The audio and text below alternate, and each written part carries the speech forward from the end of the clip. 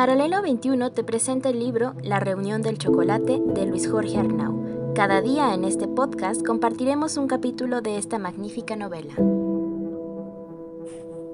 2. 1808. Querétaro. Sentado en una vieja silla arrumbada al fondo del pasillo de su casa, Epigmenio miraba hacia ningún lado, esperando a que diera la hora precisa para salir hacia la tienda.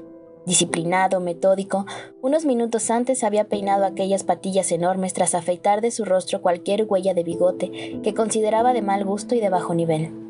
Los primeros brillos dramáticos del parto de luz de la mañana se asomaban lejanos y silenciosos, sin un gallo, ni un resoplido de las vacas del corral de enfrente, ni un marrano chillón, solo la grieta por donde se anunciaba un sol infantil, largo y aburrido para otro día sin nubes. Acostumbraba salir cuando su ennegrecido reloj de bolsillo indicara la falta de 10 minutos para las 7 y recorrer las 5 calles que lo separaban de la plaza de San Francisco, llegando justo cuando las campanas queretanas anunciaban a la población el inicio de las celebraciones litúrgicas y el final de la noche, el tiempo del diablo. En el camino diría sus oraciones de difuntos, moviendo apenas la prominente quijada y esa boca diminuta del ancho de su nariz, además de saludar con discreción a los pocos ciudadanos que en horas tempranas cruzaron por su camino. Eso haría, en tanto su cuerpo abandonara aquel evidente desgano y el deseo enorme de dejar pasar la vida sin hacer esfuerzos en exceso. Eso haría, eso mismo y nada más. Al sacudir el polvo acumulado, la víspera en los hombros de su chaquetín, notó que su camisola requería de su pronta almidonada. Suspiró. Para ciertos menesteres, se sabía un inútil. Hacía unos días que María Anastasia había muerto, dejándolo en el desamparo de la soledad inmanejable.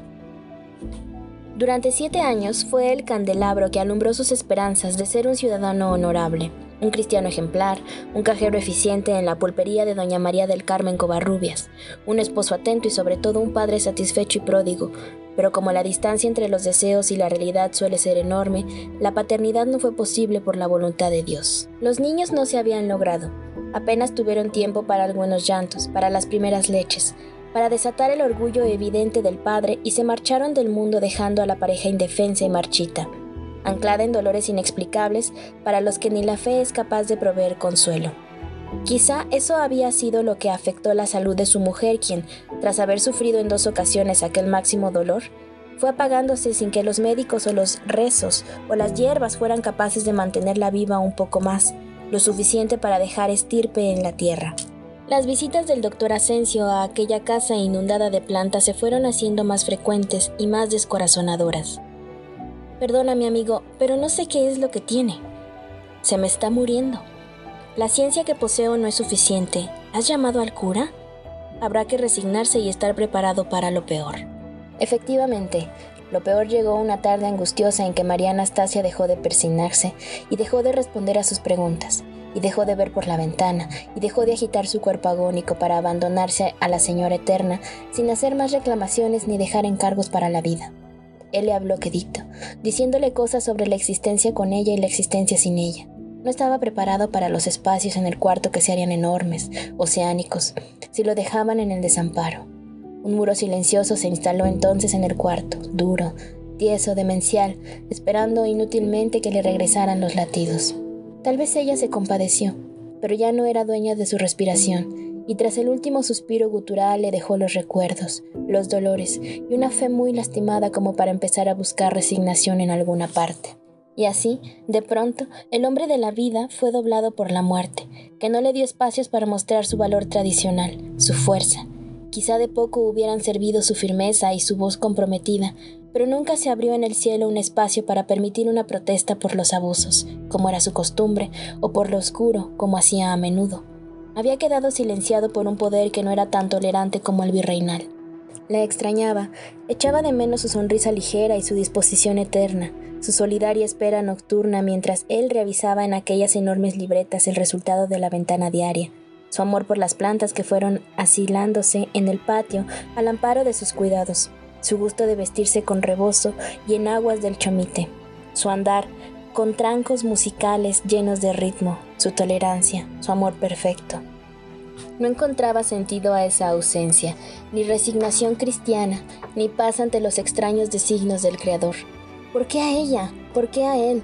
Por las tardes, al terminar las labores en la tienda y harto de supurar tristezas por la herida, acostumbraba a caminar sonámbulo por las calles, esperando que el tiempo se fracturara a la llegada de la noche y olvidar esos dolores que le inundaban el cuerpo, cubierto con un jorongo pajizo y un sombrero ajado que lo escuchaban rumiar tonterías. Dejaba a sus piernas decidir el ritmo y tomar control de su vida al tiempo que bordeaba a la calle del Biombo en dirección a la Plaza Mayor, y de ahí por la calle Cerbatana, la del Regocijo y la calle Cornelio, pasando por la Plaza de Santa Cruz y subiendo la loma por la Liebre y los cipreses hasta llegar al acueducto, que brillaba en ocres, y a los cerros apretujados en la cañada que conducía al molino en el poblado de Hércules, entre los vendedores vespertinos que salían a las calles a desatar olores y ofrecer asaduras sancochadas o mondongo hirviendo. Las gallinas y los cerdos, escapados de su encierro, deambulaban orondos entre los carretones ruidosos, conducidos con frecuencia por cocheros léperos de muy limitada educación y pocos modales, quienes desembocaban sus cabalgaduras produciendo continuos espantos entre los habitantes. Debía, como gente de bien a esas horas, resguardarse en casa para hacer penitencias y rezos, pero se abandonaba en matar la tarde mirando a los indios en los estancos y a los monjes en procesión hacia el templo. Solo la ausencia de luz le recordaba que aún faltaba el camino de regreso, y que el suicidio por abandono era penado por la Santa Iglesia con el infierno eterno, por lo que reencaminaba sus pasos al descubrir al sereno. Con linterna de aceite, chuzo y escalera al hombro, empezaba la diaria labor del encendido de las farolas. Era el tiempo de volver para cumplir el castigo de seguir con vida, sin ella. Sin guía, sin luz, pareció sucumbir a la vorágine. Los sábados invariablemente iba al cementerio pasando al mediodía, al escuchar a los difuntos murmurar recriminaciones y a los vivos prometer duelos eternos. Recogía las hojas secas que habían inundado durante la semana la lápida de su mujer y hablaba con ella sobre lo poco que cambiaban los días y lo mucho que le hacía falta a su espacio y a sus plantas que morían de sed, aunque él las regara diariamente. Por las mañanas, las ocupaciones eran un bálsamo sagrado para su ánimo ojeroso. La plaza de San Francisco proporcionaba una excelente localización para un negocio como la Concepción. Hacía un año, en 1807, que los hermanos González habían celebrado un convenio para administrar la tienda a medias. Tras la muerte de la dueña original, una mujer agradecida por su trabajo que le heredó la casa de la calle del Gusano, un hogar cercano al río al que llevó a su mujer apenas para que terminara de morirse. La Concepción abría muy temprano para surtir a las indias que aparecían silenciosas con el sol a comprar maíz, frijoles, pilones de azúcar, chiles y velas. A media mañana la circulación de clientes era continua, pues aparecían las dueñas, las españolas de cepa y las criollas, acompañadas de un criado con ganas de buscar telas y encajes nuevos y de probar el queso que los hermanos ofrecían en cubitos perfectos solo a la clientela distinguida. Para ellas tenían embutidos, sal en grano, especias, olivas de la península, inclusive algunos cosméticos llegados de la capital. El local presentaba un excelente parapeto con sus techos altos y piqueras para la venta de licores, a un lado de dos grandes balanzas metálicas en aquel mostrador inmaculado que invitaba a la compra. Los jóvenes se entretenían tomando una limonada mientras aparecía alguna muchacha, muy vigilada por su nana, en busca de golosinas de anís o panes de dulce, y los miraba sin mirarlos, dejando una promesa en el aire de volver al día siguiente. Antes de cerrar, al terminar la tarde, los 4 enormes portones simétricos habían recibido a un gran número de los habitantes de Querétaro en su búsqueda de provisiones, de charla y de chismes. A veces, cuando ella vivía y su esposo no se consideraba un cadáver, llegaban los indígenas a verlo a la llegada de la noche, buscando consejos o defensa. Epigmenio asumía como propios sus lamentos e iba de autoridad en autoridad, buscando obtener piedades y perdones. Por ellos perdía la cabeza y aumentaba enemigos, pero resolvía o consolaba, a una costa de su propia calma y la mirada estricta de los inquisidores. Pero eso cada mañana se volvía un pasado más remoto, y su única concentración se volvió la tienda. Se podía con gran facilidad palpar la tranquilidad natural de la vida provinciana, pero también el sentir ciudadano ante los contratiempos sociales y políticos, con base en la frecuencia y el volumen de las ventas de la Concepción. El mostrador de aquella pulpería era capaz de traducir los miedos y las incomodidades gracias a la periodicidad de las compras o en los abastecimientos de pánico para prever cualquier escasez. Y eso precisamente estaba sucediendo desde junio cuando, a bordo de la fragata Ventura, llegaron inquietantes noticias surgidas en la convulsionada Europa, entre ellas la más importante, las abdiciones de Bayona de Carlos IV y Fernando VII. La terrible historia de los últimos decenios españoles, manejados a placer por Manuel Godoy, había terminado en una sucesión de eventos inexplicables a la distancia, con la corona yendo y viniendo entre Carlos y Fernando, y luego de ellos a Napoleón, para premiar por nada a su hermano José Bonaparte, el soberano de las dos Sicilias. España y sus colonias tenían ahora un opresor francés y una guerra atorada para adaptarse u oponerse a la afrenta del sometimiento. La sociedad peninsular hervía como siempre, dividiendo las conciencias entre los resignados y los contestatarios, que deseaban honrar la frase de su escudo nacional, plus ultra, más allá, invitándolos a desafiar los límites. Primero había sido el esperanzador motín de Aranjuez, donde la ira popular logró por fin remover a Godoy y de paso la abdición de Carlos. Luego el levantamiento del 2 de mayo tras el escándalo en Bayona, cuyo grito independiente fue tan fuerte que se escuchó en América.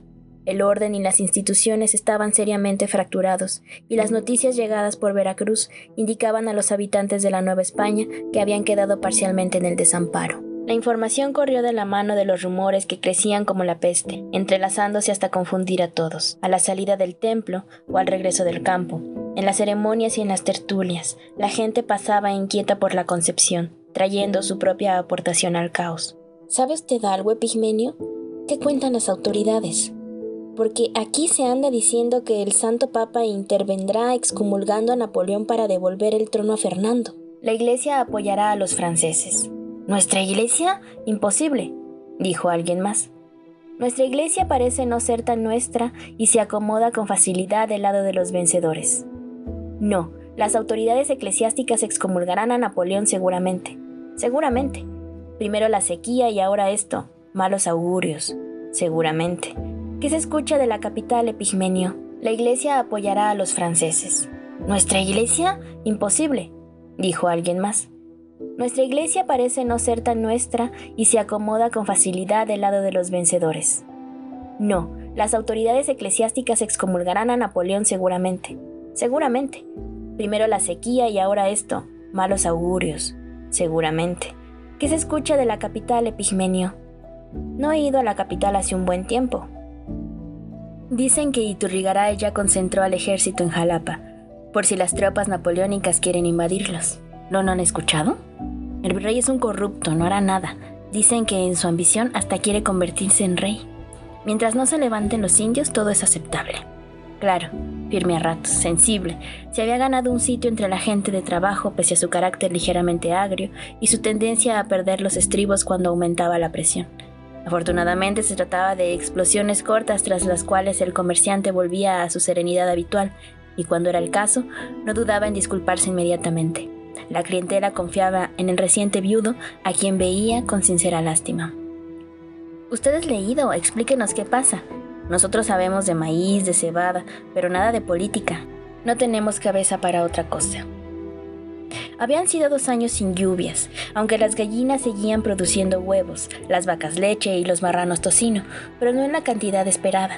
Pese a que la gente atendía con fe las ceremonias religiosas y respetaba al Papa, al Rey y al Virrey, y a las insistencias de las almas pías sobre que el sol salía de un lado y se acostaba del otro mostrando que a Dios la debilidad humana seguía retorciendo la paz divina. Al paso de los días, el mal de susto se iba acumulando, incontenible entre los cultos peninsulares, criollos y algunos mestizos. El hervidero encarecía los precios y subía los pedidos por si acaso, por si venía la guerra, por si se llevaban las cosechas a España, por si los acaparadores escondían los granos, por si aumentaban los impuestos para apoyar la guerra de Fernando contra los franceses, por si Napoleón decidió confiscar todo, por si había que mantener por mucho tiempo al impresionante ejército acantonado en Jalapa, por si la vida se tornaba incomprensible, por si acaso. Todo era por si acaso. «No es justo», dijo una de las clientas consentidas. «Los precios se han duplicado, a este paso no aguantará ni la Santa Madre Iglesia». Si era difícil entender a distancia lo que pasaba en la Ciudad de México, más complicado era lo que sucedía entre el Rey Padre y el Rey Hijo en España. No había un espejo que mostrara la verdad con exactitud y permitiera asignar culpabilidades y crear alguna afinidad. Los letrados, los ricos, los militares, el clero, no tenían una misma versión ni sugerían una misma estrategia ante los infortunos desires que rondaban la colonia. Parecía el anticipo de la lluvia, con el aire resonando más fuerte y un profundo olor de agua sintiéndose antes de la llegada de los aguaceros, cuando las cosas no se distinguen con claridad bajo los nublados, pero se huelen con el anuncio de la borrasca. Y en medio de todos, una enorme masa de indios dolientes y silenciosos sumían la mirada entre los hombros y solo callaban y bebían y se escondían en su propio pellejo de maíz crudo. Eran incomprensibles hasta para ellos mismos. Los desires también iban hacia ellos. Todo está bien mientras no se vuelvan revoltosos, como pasó hace unos meses en la Sierra Gorda. Hasta el corregidor tuvo que intervenir para meterlos por la fuerza en Santa Paz. No eran culpables, trató de justificarlos. Lo que sucede es que usted los mira con gran complacencia, amigo. ¿Cómo saber qué piensan si son callados como Tapia? De tanto solo mirar parece que odian. Justo esos días agotados y ventosos, donde uno se iba a casa con el Jesús en la boca, Ignacio Pérez lo atajó en el camino de regreso y le recordó las reuniones de un grupo de amigos. «Asiste, hombre, que te hará bien», le dijo amable, cortés, como siempre lo había sido ese caballero, alcaide de cárcel, al que conocía de años y a quien confiaba sus secretos y sus desasosiegos. Te servirá para descansar el alma, distraerte un poco y entender qué pasa. Pérez conocía sus dolores causados por la ronda de la muerte. Lo acompañó en el entierro, cuando las condolencias agobian y clavan aún más las penas. Lo esperó a distancia, mientras él se despedía por octava vez de aquel montículo donde habían depositado el cajón de madera conteniendo a la mujer que le había sido dada para toda la vida. Una vida que resultó ridículamente corta. Lo apoyó en silencio cuando la casa se le hizo fría y la melancolía insoportable, al grado de decir que en unos días se movería a vivir a la tienda con su hermano Emeterio. Aquel hombre afable se había mantenido siempre pendiente, cerca sin apretar y lejos sin abandonar, mientras González se ponía su traje de viudez. «Espabilate, asistir a la tertulia te hará bien para el olvido», repitió. «Pero yo no quiero olvidar». «No eres un hombre viejo, te llegará la resignación y podrás casarte nuevamente», insistió. «Mientras esto sucede tienes una vida que reparar, la tuya, y ocuparte de otras cosas es mejor que tomar té de tila o acudir a los maitines. Ya me ocupo de la introducción de lana. Negocios, solo negocios. ¿Qué pasó con tu terquedad política? ¿Siguen con las reuniones de los zapatistas?» Ignacio sonrió ante la mención del antiguo nombre de aquel grupo, unido en las preocupaciones a causa de un virreinato cada vez más turbio. «Seguimos cada semana y hablamos un poco de todo como lo hacías tú. La falta de agua, las cofradías de Semana Santa, algunos versos, leyendas, seguimos haciendo décimas y nos reímos de ellas. Continuó la tradición del chocolate caliente y las charlas sin sentido. También nos quejamos de los comerciantes que encarecen los suministros». «¡Ey!», protestó, «que el problema no somos nosotros». Y comentamos las noticias llegadas de la capital. Tratamos de no aburrirnos. La familia real no da tregua para el aburrimiento. «Parece que no», sonrió Pérez, «pero ya era hora de que cayera Godoy. Esperamos que quien llegue al poder quite la consolidación de vales reales. Imposible, menos ahora que antes. ¿Quién cubriría los costos de la guerra de la península? Lo único real es que Iturrigaray ha perdido a su protector y nosotros hemos obtenido 2 reyes.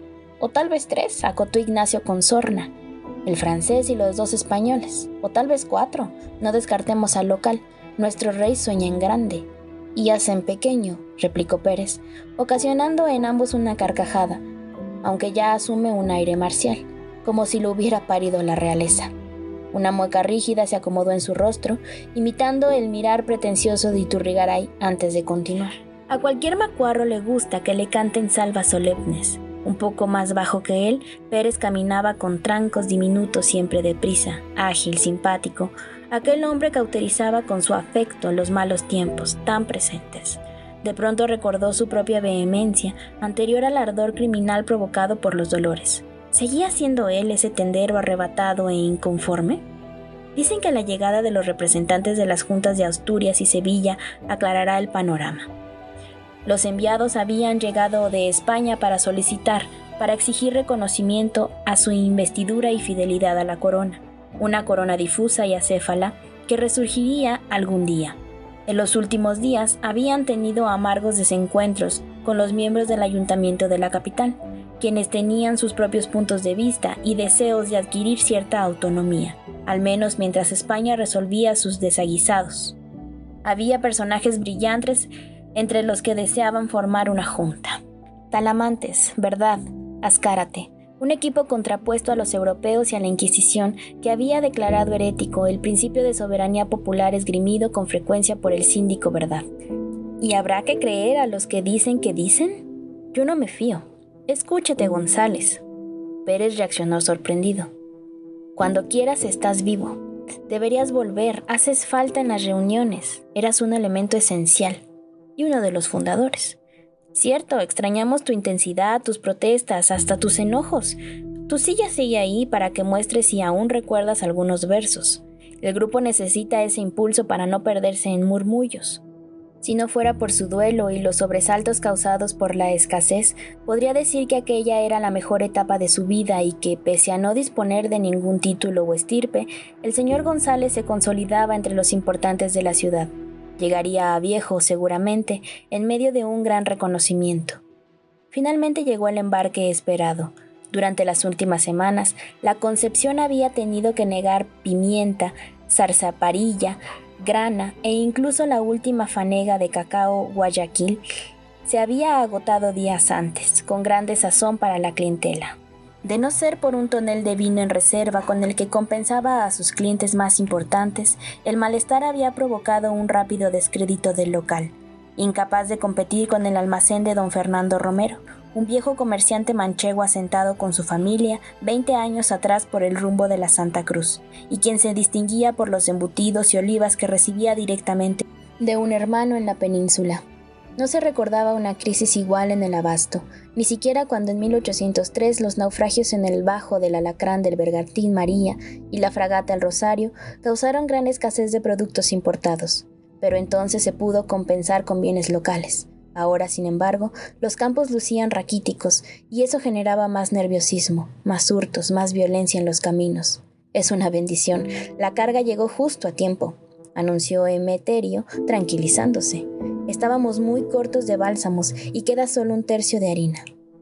De todas maneras, no surtas pedidos de pánico. El país parece querer pudrirse. Tal vez convenga ser cautos. Las sombras no desaparecerán con un embarque.